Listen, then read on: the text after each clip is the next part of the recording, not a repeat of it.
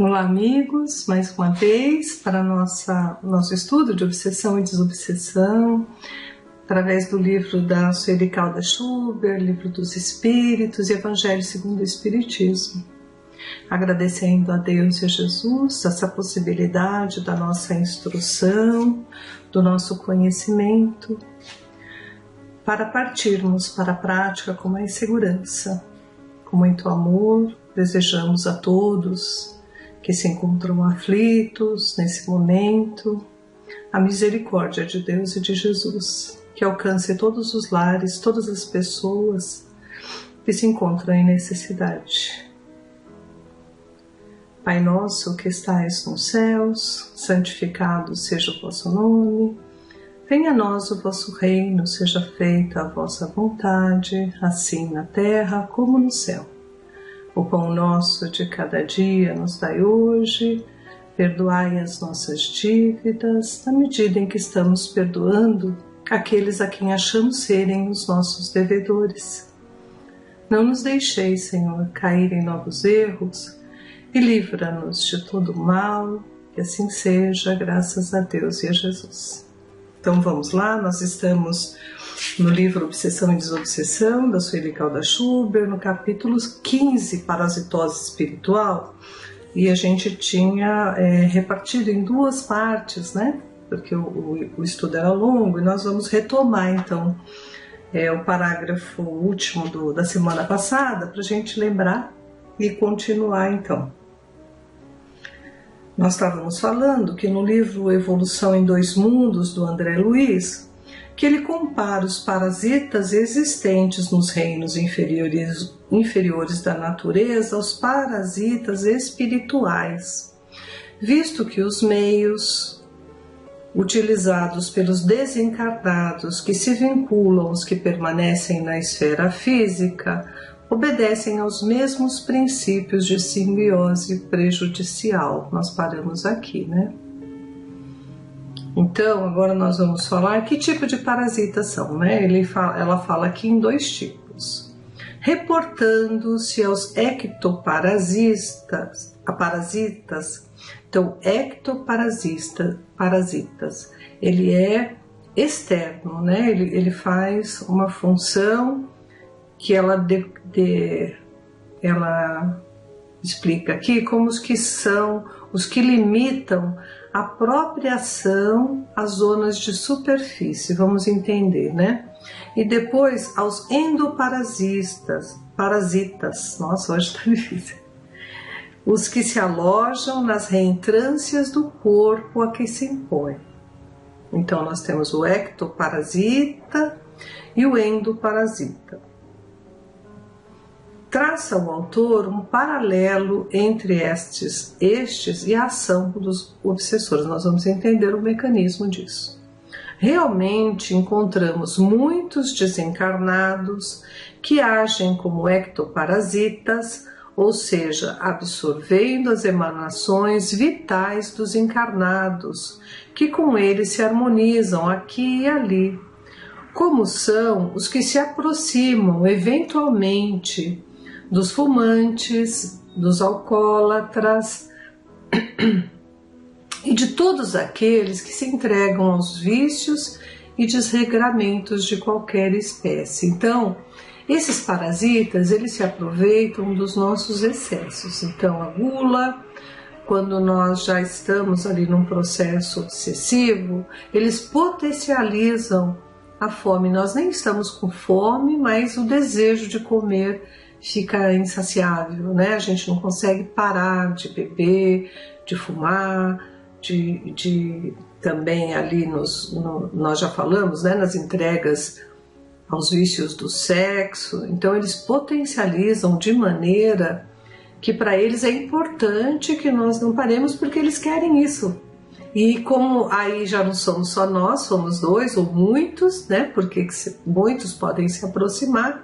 O que eles querem é se aproximar e aproveitarem, né, dos prazeres que nós estamos sentindo também e que eles não conseguiram ainda, como desencarnados, te desvincularem. Então eles procuram aqueles que não tem muita conhecimento, orai e vigiai, não tem muito força de vontade para resistir, e ali potencializam e a pessoa fala, puxa, eu fiz isso de novo, eu não queria fazer. E é assim que são então os ectoparasitas. Eles se aproveitam das nossas emanações, né? Como também nós vamos falar aqui dos endoparasitas conscientes, os que após se inteirarem dos pontos vulneráveis de suas vítimas, assenhoreiam-se do campo mental, impondo-lhes ao centro coronário a substância dos próprios pensamentos, que a vítima passa a colher como qual se fossem os seus próprios. Assim, em perfeita simbiose, refletem-se mutuamente estacionários ambos no tempo, até que a lei da vida lhes reclame pela dificuldade ou pela dor alteração imprescindível, porque todos temos que evoluir, não vamos ficar assim a vida inteira. Então, os endoparasitas que ela coloca aqui, ele já é mais estratégico, ele analisa o nosso ponto fraco, ele interfere em nossos pensamentos. Os que são mais externos, que se aproveitam das emanações, eles também aproveitam do nosso pensamento, ali como eu falei, potencializando os nossos desejos, mas eles não alteram, né? Esses endo, ele já analisa vários pontos ali, como dizemos, fracos, vulneráveis nossos, vão construindo as ideias, né? E aos poucos nós vamos fazendo aquilo que eles querem, sem perceber que não é nosso desejo. Só paramos para perceber quando a gente ofende muito uma pessoa, quando a gente percebe que fez uma grande besteira, porque em alguns momentos eles não ficam o tempo todo conosco, nós ficamos sozinhos, a nossa consciência vai ali revelar o erro que praticamos, mas eles são sutis, aos poucos eles vão ali alinhavando aqueles planos para que nós sejamos usados como instrumentos para ofender alguém, para fazer nos humilhar, para nós cairmos em tentações mais sérias, né? E assim começar um processo de culpa, de remorso, que nós não valemos nada, né? E aí nós vamos entrando em processos mais avançados e eles vão nos subjugando. Esses são os endoparasitas. Agem desta forma os obsessores que pretendem subjugar a sua vítima, num processo lento, contínuo e progressivo. Então aqui ele tem um propósito, então não é só uma emanação. O ectoparasita, ele pode, com vontade de fumar, alcançar qualquer uma pessoa que ali esteja fumando e usar, né, dos seus intentos, dos seus desejos, ali junto, né? Desfrutando junto daquele que desfruta um prazer vicioso, né? O endoparasita, ele tem uma meta, é conosco, ou alguém que está próximo de nós que ele quer atingir, não é qualquer um. Olha lá, ele age dessa forma porque pretende subjugar a sua vítima num processo lento, contínuo, progressivo. Observe-se, todavia, com relação aos seres humanos, que aquele que age como ectoparasita pode passar a atuar como endoparasita, caso queira e encontre campo para tanto. Pode se mudar também de posição, mas o início é desta forma, né? O parasitismo espiritual, o vampirismo, é um processo grave de obsessão que pode ocasionar sérios danos àqueles que se faz hospedeiro, o obsediado, né? Levando à loucura ou até mesmo à morte. É nessas degradações que eu falo, né? Nós vamos caindo naquilo que a gente se compromete em não fazer mais, já sabemos que é ruim, que não é bom pra gente, que estamos perdendo as nossas energias, o nosso tempo, né? Quando aqueles minutos de consciência, e vamos nos entristecendo porque não conseguimos sair daquele ciclo. Então eles vão nos levando a culpas, a remorsos, até o suicídio. Muitos falam que não sabem porque tiraram sua vida, foi um momento extremo, mas na verdade eles vão incutindo essa vontade de perder a vida, né? Nós perdermos a alegria da vida. O quadro de aflições da degradação humana é bastante deplorável, daí porque a missão do Espiritismo avulta a cada instante, pois que ele traz a única terapeuta possível para esses dramas pungentes. O Espiritismo traz ali, na sessão de desobsessão, nesses estudos de como vamos nos defender dos obsessores e perceber a obsessão quando se instala. Então nós vamos ali podendo trabalhar para o nosso próprio melhoria, né? Procurando a casa espírita, o passe, o evangelho no lar, a prece sempre, a prece principalmente na hora de dormir, para que a gente não seja arrebatado por esses espíritos, e sim por espíritos que vão nos orientar, que gostam de nós, que cuidam de nós, né? No Livro dos Espíritos temos aqui a questão 682, que fala do limite do trabalho e do repouso. Porque, olha, todos esses processos de obsessão são processos de escravidão. Então, na medida que a gente se alia a um obsessor, a gente acaba sendo usado por eles como escravos. Isso no encarnado como desencarnados. Eles vão usando a gente para fazer aqueles que eles querem e não param nunca. E a gente nunca descansa, por isso que roubam nossas energias, né? E a própria lei do trabalho fala do limite do repouso. Então nós temos que ter esse tempo para estarmos bem, para refazermos as nossas energias, para dormirmos em paz, né? Então a prece é muito importante. Esses limites de repouso vão fazer com que a gente reflita sobre as nossas ações, que eles não querem que a gente pare para ir no centro espírita, na sessão. Eles não querem que a gente pare para ficar um tempo com as pessoas que amamos. Eles querem nos afastar, nos retirar de tudo isso, porque assim eles têm um maior controle sobre nós. E vamos então prestar atenção nesta parte da lei do trabalho, o limite do trabalho, que é o repouso. Sendo o repouso, é a questão 682, sendo o repouso uma necessidade após o trabalho, não é uma lei da natureza? Sem dúvida, o repouso serve para reparar as forças do corpo.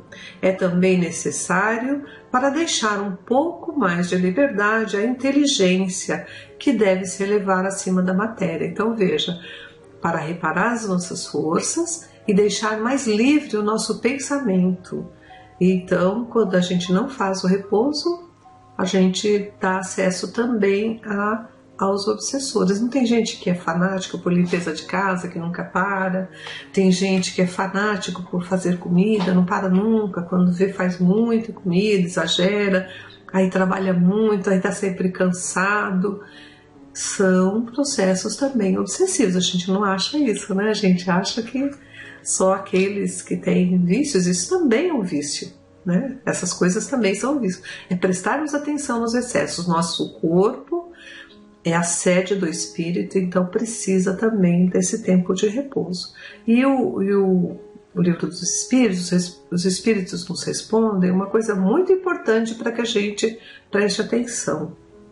Na questão 683, qual é o limite do trabalho? É o limite das nossas forças.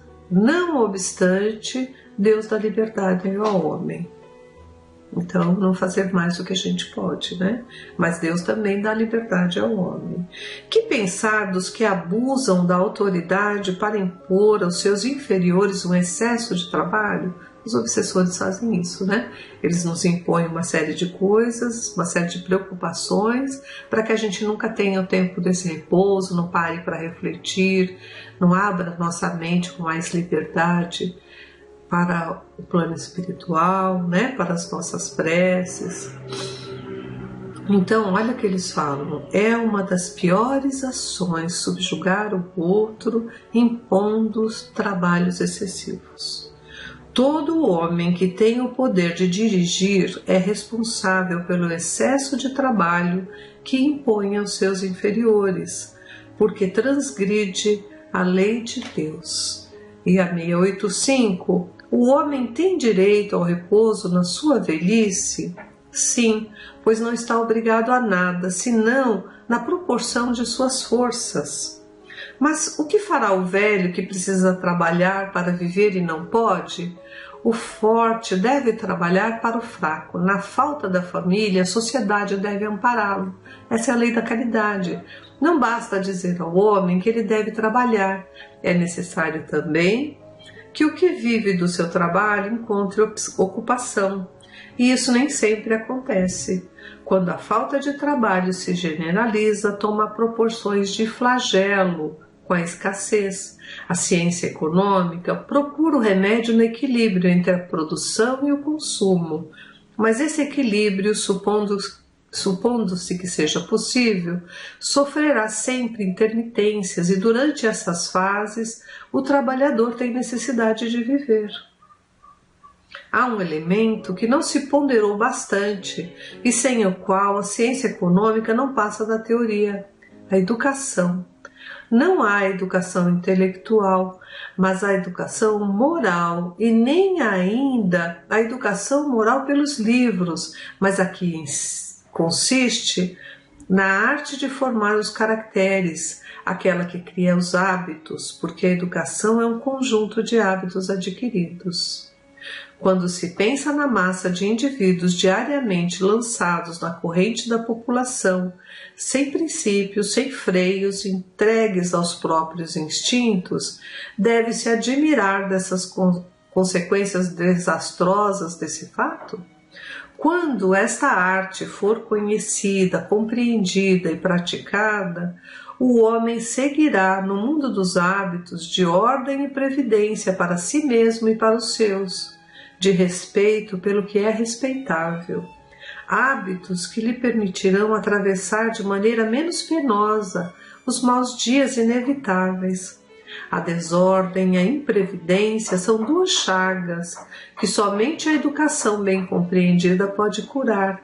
Nisso está o ponto de partida, o elemento real do bem-estar e a garantia da segurança de todos. A gente pode até lembrar aqui aquela fábula, né? Da formiga e a cigarra. Uma gastou tudo, só aproveitava as alegrias da vida e esqueceu que um dia ia precisar, né, no inverno da vida, como a fábula trazia, as formigas tinham o bastante, né, para sobreviverem, e as cigarras ali nada juntaram. Então é sempre se satisfazer com aquilo que é necessário, né, ter sempre em mente que nós somos humanos, mas seres espirituais principalmente, um ser espiritual vivendo uma experiência terrena. Então nós precisamos de tudo que faça bem para a nossa mente, para o nosso espírito, e isso é pouco, né? E precisamos também amar a Deus como todas as pessoas, né? Acima de todas as pessoas, acima de tudo, e amar ao outro como se fosse a si mesmo, amar o próximo, né? E aí nós vamos ver que a gente não precisa de tantas coisas na vida. Não é necessário que a gente se esgote para alcançar tantos prazeres, nada disso vamos levar, né? E no livro o Espiritismo, Evangelho segundo o Espiritismo, do capítulo 10, tem o Bem-aventurados os misericordiosos. O item 5, ele fala: conserta-se sem demora com seu adversário, enquanto está a caminho com ele, para que não suceda que ele te entregue ao juiz, e o juiz entregue ao seu ministro, e seja mandado para a cadeia. Em verdade, te digo que não sairá de lá, enquanto não pagares o último ceitil. É de Mateus, versículo 25 e 26. Ou seja, quando encontrarmos adversários, né, se deixarmos para trás, se não resolvermos, né, no futuro podemos ser Mais um obsessor. Então vamos resolver agora, né? E os espíritos colocam aqui. Há na prática do perdão e na prática do bem geral, além de um efeito moral, um efeito também material. A morte, como se sabe, não nos livra dos nossos inimigos. Os espíritos vingativos perseguem sempre com seu ódio, além da sepultura, aqueles que são objeto do seu rancor. Daí ser falso, quando aplicado ao homem o provérbio morto cão, acaba a raiva. O espírito mau espera aquele a quem quer mal esteja encarcerado em seu corpo e assim menos livre, para mais facilmente atormentar, atingindo nos seus interesses ou nas suas mais caras afeições. É o que faz o obsessor aqui, né? É necessário ver nesse fato a causa da maioria dos casos de obsessão, sobretudo daqueles que apresentam certa gravidade, como a subjugação e a possessão. O obsedado e o possesso são, pois, quase sempre vítimas de uma vingança anterior e que provavelmente deram motivo para a sua conduta. Deus permite a situação atual para os punir do mal que fizeram, ou se não o fizeram, por haverem faltado com a indulgência e a caridade, deixando de perdoar. Então, nosso perdão é um instrumento para acabar com a obsessão, né? Deus permite a situação atual para os punir do mal que fizeram, ou se não fizeram mal, por haverem faltado com indulgência, que é o esquecimento, né, das ofensas, e a caridade, o amor em ação, deixando de perdoar. Importa, pois, com vistas à tranquilidade futura, reparar o mais cedo possível os males que se tenham praticado em relação ao próximo e perdoar aos inimigos, para assim se extinguirem antes da morte todos os motivos de desavença, toda a causa profunda de animosidade posterior. Desta maneira se pode fazer de um inimigo encarnado neste mundo um amigo no outro, ou pelo menos ficar com a boa causa. E Deus não deixa ao sabor da vingança aquele que soube perdoar. Nós temos que fazer a nossa parte, mesmo que o outro não faça, né? Olha só, Deus não deixa ao sabor da vingança aquele que soube verdadeiramente perdoar. Quando Jesus recomenda que nos reconciliemos o mais cedo possível com nosso adversário, não quer apenas evitar as discórdias da vida presente, mas também evitar que ela se perpetuem nas existências futuras. Não sairás de lá, disse ele, enquanto não pagares o último ceitil, ou seja, até que a justiça divina não esteja completamente satisfeita.